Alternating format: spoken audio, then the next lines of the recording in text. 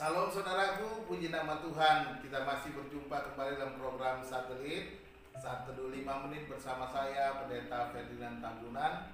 Kita masih berbicara tentang gereja dengan topik yang kedua dengan judul Persekutuan Orang Percaya. Sebelumnya kita siapkan hati kita bersatu di dalam doa.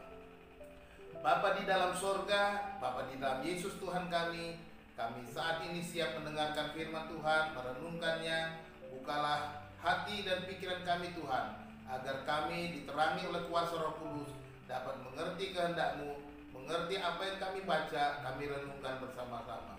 Terima kasih Bapa di surga, di dalam nama Tuhan Yesus Kristus kami berdoa. Haleluya. Amin. Puji nama Tuhan. Saya akan membacakan satu nas firman Tuhan dari Kisah Para Rasul pasal yang kedua ayat 41 dan ayat 42. Demikian, orang-orang yang menerima perkataannya itu memberi diri dibaptis.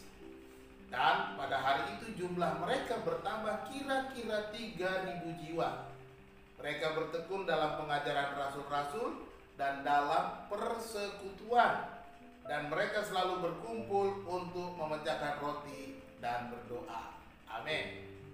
Saudara-saudara, di sana dikatakan bahwa mereka itu berkumpul dalam persekutuan. Inilah yang dimaksudkan dengan persekutuan orang percaya. Roh Kudus baru saja dicurahkan dan proklamasi berdirinya jemaat Kristus itu terjadi pada saat itu. Dan kemudian kita melihat mereka memberitakan Injil segitu rupa, dan kemudian ada banyak orang yang percaya. Dikatakan ada 3.000 jiwa percaya. Terbentuklah sebuah persekutuan, sebuah komunitas, sebuah perkumpulan. Di dalam persekutuan ini kita melihat ada kebersamaan. Nah, perhatikan, ada beberapa hal yang saya mau ingatkan kepada kita mengenai kebersamaan ini. Yang pertama, kebersamaan di dalam iman, di mana mereka yang percaya itu, yang mendengar berita keselamatan itu, memberi diri dibaptis. Ini langkah yang pertama di dalam membentuk sebuah persekutuan, menjadi anggota persekutuan orang percaya, yaitu beriman. Dengan langkah beriman, kemudian dia memberi diri dibaptis, menjadikan mereka menjadi satu di dalam persekutuan.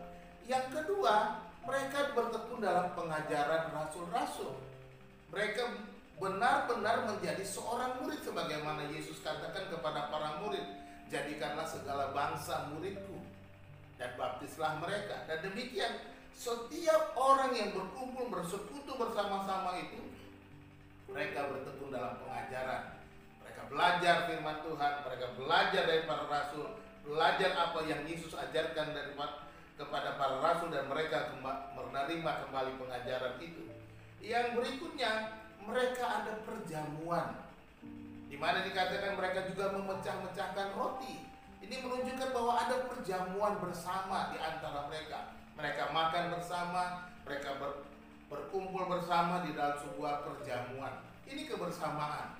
Kemudian, selain ada perjamuan bersama, mereka juga bertekun dalam doa. Inilah sebuah persekutuan. Persekutuan bukan hanya berkumpul belajar, makan roti, tetapi mereka juga bertekun di dalam doa. Inilah persekutuan yang diwujudkan dalam gereja mula-mula pada waktu itu.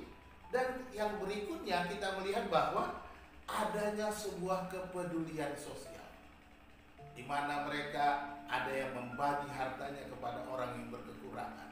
Mereka memperhatikan orang-orang yang lemah, memperhatikan orang-orang yang miskin. Mereka mempedulikan saudaranya, sesamanya. Inilah sebuah persekutuan. Persekutuan yang baik adalah persekutuan orang percaya yang peduli satu dengan yang lain. Jangan sampai kita tidak peduli dengan teman kita di gereja, kita tidak peduli dengan teman sebangku kita, padahal tiap minggu kita beribadah bersama, tapi tidak ada kepedulian. Demikianlah persekutuan orang percaya. Oleh sebab itu, saudaraku yang kekasih dalam Tuhan Yesus, apa yang harus kita buat? Milikilah persekutuan orang percaya yang benar. Carilah komunitas Anda, komunitas di mana Anda bisa dibangun, komunitas di mana Anda bisa bertumbuh, komunitas di mana Anda bisa bersama-sama menjadi orang-orang yang diberkati dan saling memberkati. Dan jangan lupa, hauslah terus untuk belajar. Belajarlah firman Tuhan. Hauslah untuk selalu merindukan kebenaran-kebenaran firman Tuhan. Jangan malas belajar, jadilah seorang murid. Dan yang harus kita ingat bahwa jangan lupa berbagi. Ya, apa yang kita punya, apa yang kita miliki, bagikan kepada orang lain, bagikan kepada saudaramu.